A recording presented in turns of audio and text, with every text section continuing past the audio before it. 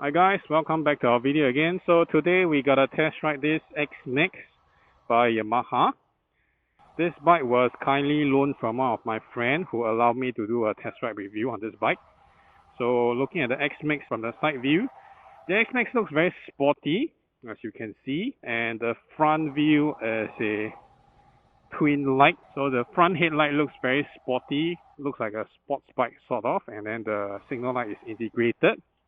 He added a lot of accessories on this bike. Basically, I think the windshield is aftermarket, mirrors, the levers, the puppy grip, the heavy bar end, and also the carrot bar. And then he even do a very fancy multi-color kind of plum here. And the boot space is really huge. So all these are additional accessories. Even the air refreshener is. I guess this is really big that you can put two sets of helmet and stuff here. All these deflectors are additional. The metallic footrest is also additional. So the tail light is also very sporty. Two splitted individual tail light that makes the whole bike very sharp, very edgy. This YSS shock is also non-OEM. And then you have your blackout exhaust pipe. So this is your passenger foot pack. So you have your front and back ABS twin versus single. So let us try out the bike. So sitting on it itself is as per scooter, so you still have to tiptoe because of the wide seat. The seat quite comfortable. And then I have a lot of buttons here. Okay, signal, horn, okay, hazard light. And then this is not the ignition key. The ignition key is here. This is to toggle your display. Is it? Yep, this is to toggle your display. So the average fuel consumption is about 37 kilometers per liter, which is really good. So average speed, temperature, time, and your etc. So it has traction control. So let us test it out.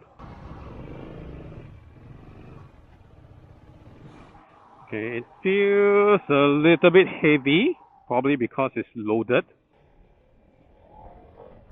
Okay, it's quite responsive too. Let's do a roundabout and see.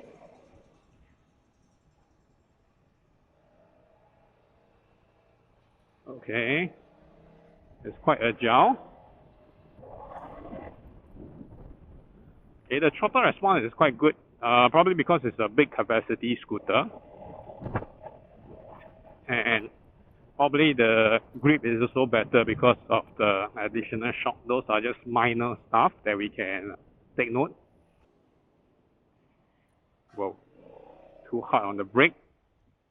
Okay, what I found that is that the leg room is a little bit short, so even if I'm like that, my leg is still very acute, and I have already moved myself to the end of the seat where there's this bum thing that is blocking it. It's something like a backrest.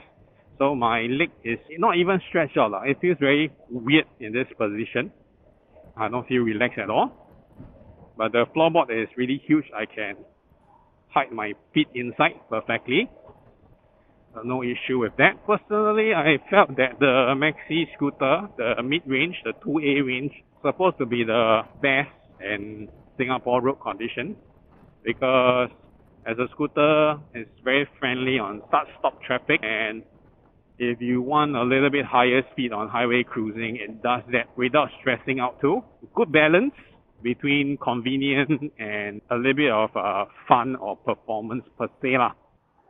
Let's see whether we can squeeze through or not to do a U-turn. Okay, not that bad. Okay. Squeezing through traffic is decent, I would say. Okay, not the perfect machine for it, but doable. Basically, scooter has also lesser engine brake. They just roll off. It's very comfortable. It's not as aggressive, I would say, right? So roll on and off your throttle constantly. But of course, no one ride that way unless you are riding very aggressively. Okay, the brakes are decent, I would say. If you are doing on a higher speed, then that might not be sufficient. Let's head down to the highway to try it on higher speed. For scooter, most of the deal breakers happens on highway because scooters are meant to squeeze through heavy traffic, start-stop traffic. But once it comes to higher cruising speed, that's the weak point. Okay, the traffic here today is pretty congested. Okay, we try to get ourselves to the right lane before we can cruise higher. See, the RPM pick up very quickly. Okay, I realized that the engine is a little bit noisy when you do high rev. Not so sure because this is a pre-owned bike or because of the engine structure. It's like that by default. So I'm cruising now at about 90. The bike vibrates a little bit. I can feel from the handlebar. You can say it's still pretty stable at this speed, but it's just that it's a bit rough. You can feel the vibration and stuff. So just based on what we see here, I'm at about 5,200 RPM and I'm cruising about 88, 90, somewhere there on a zero gradient or close to zero gradient. So I guess this bike, if you really pull it hard, 140 shouldn't be a problem. So right now we try to ride on a slightly faster pace. Okay, I can feel a lot of vibration now. And generally it's still quite stable. And there's a lot of wind coming through the top. I guess the stock one is shorter in terms of wind protection. This is already considered an improvement version. Okay, so the stock one might not be as well wind protected as this. This bike actually revs up pretty quick. Maybe that's the reason why X-Max rider prefers to ride at a sportier pace, because this bike can really rev fast.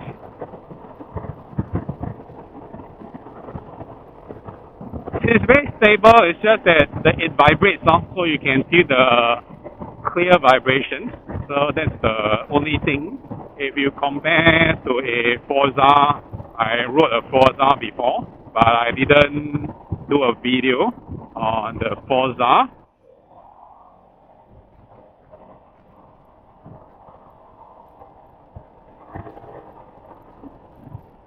If you compare to a GTS, Vespa, all this maxi scooter will be much better because of the bigger wheel and longer wheelbase. When you're riding on higher speed, generally it's more stable.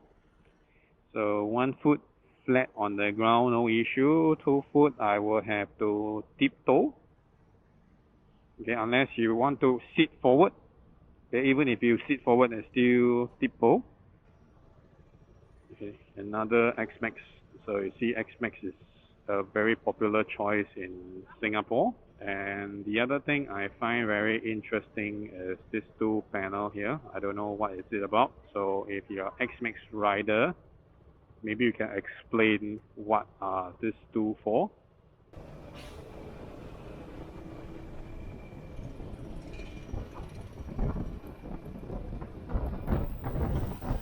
Oh, okay. So there's two functions to this. Press is to control the top. Push over is to control the bottom part of the screen. See, although 14,000, about 15,000. So it has a belt timer. Okay, it has a trip and of course general time, and it has a oil timer also, which you can set to remind yourself when you should change oil and your belt servicing. Pretty cool, useful to remind yourself on regular servicing. Okay, the good thing about scooter is there's no gear shift, so basically you can twist and go. On slower pace you can actually ride without too much stress because you constantly do a clutch in and then do your toe shifting and then also have clutch control, ensure yourself at the right gear, hold up your handlebar, and those are really mental torturing for start-stop traffic.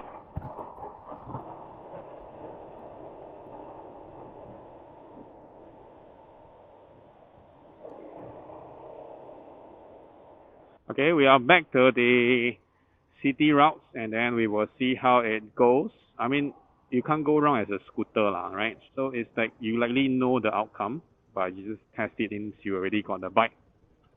How do we open this? Maybe later when we park, and then we see how we open this. I believe this is for the seat, and this is for the fuel cap. Okay, it's locked now because we are on the go. Of course, safety feature. The backrest is really nice, big and straight.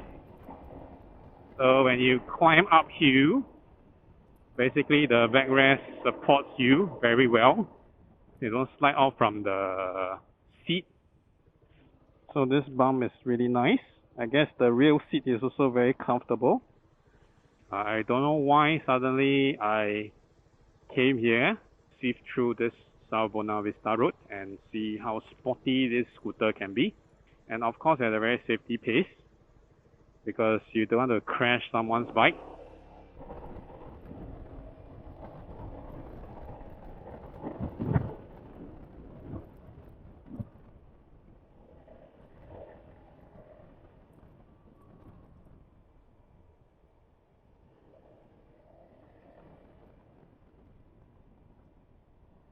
Whoa.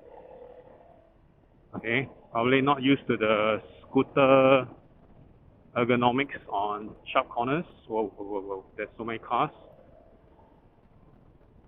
Okay, slow down. Enter bend, out, throttle.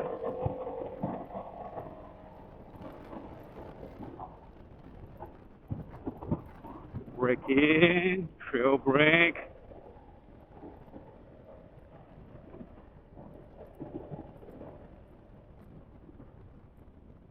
Whoa. Quite agile lah. Just that the rider scared lah. So the rider doesn't dare to push to the limit. And also we are not encouraging riders to ride that fierce.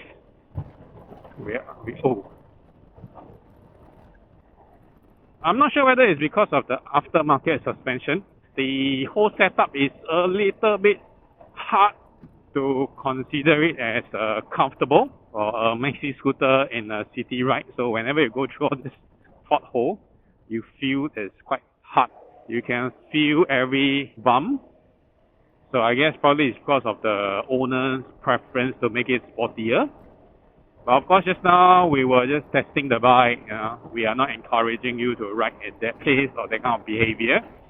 And we also only ride because the road is quite empty. If it's really busy or peak hour, don't do dangerous stuff, not just to endanger yourself, but also endanger other road users. The brakes are decent, but the initial bite is not that strong. When you're riding a faster pace, it doesn't boost a lot of your confidence.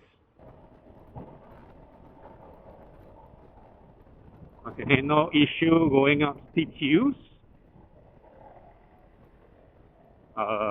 Maybe because it's only one rider also. Generally, once you twist, the power is there because it ramps very quickly.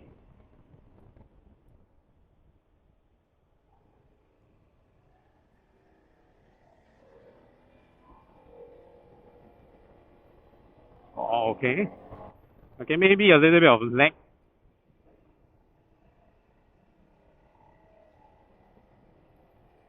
Okay, we are not going to climb any higher.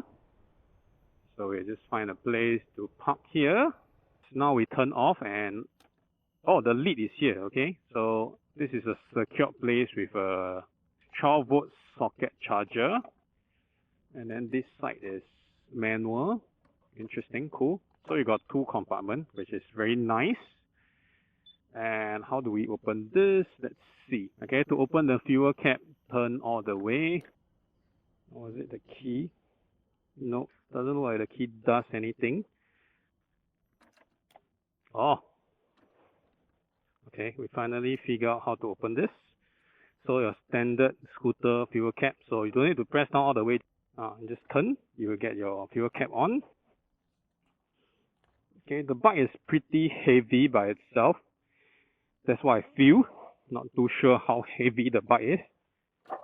And it's not full in fuel also. Okay, I constantly thought this is the ignition switch. Okay, probably get. Why I can't start, eh?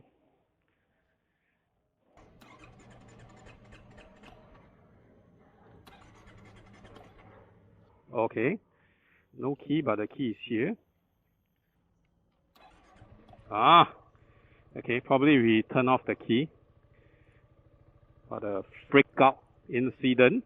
We don't want to be stuck here in the woods. This is considered woods in Singapore, huh? Okay, you really have to squeeze hard on the brakes in order to get it to work.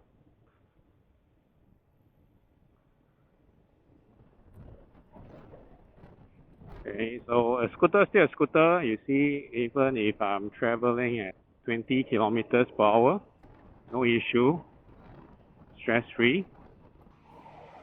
And we try whether if we can squeeze through the traffic. Yeah, I think the only downside on a maxi scooter, a bigger maxi scooter, is the lane splitting ability. Because it's slightly heavier, it's slightly wider, and slightly longer. So if you doesn't have enough confidence, basically it's just a little bit more stressful. Other than that, I think this category is a good bike.